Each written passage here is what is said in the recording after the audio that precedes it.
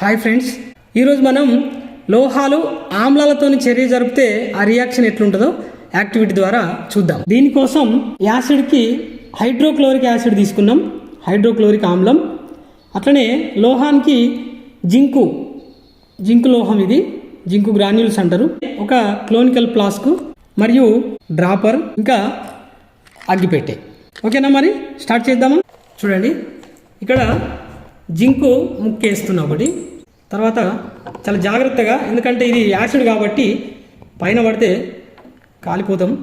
So జాగ్రత్తగా డ్రాపర్తోని యాసిడ్ని ఇక్కడ వేస్తున్నా. చూడండి, ఆల్రెడీ రియాక్షన్ స్టార్ట్ అయింది. చూడండి, గ్యాస్ బయటకు వస్తుంది. మరి ఈ గ్యాసు ఏం గ్యాసో తెలుసుకోవాలంటే ఈ విధంగా అగ్గిపుల్లని గీకి దీని మూతి దగ్గర తీసుకురండి.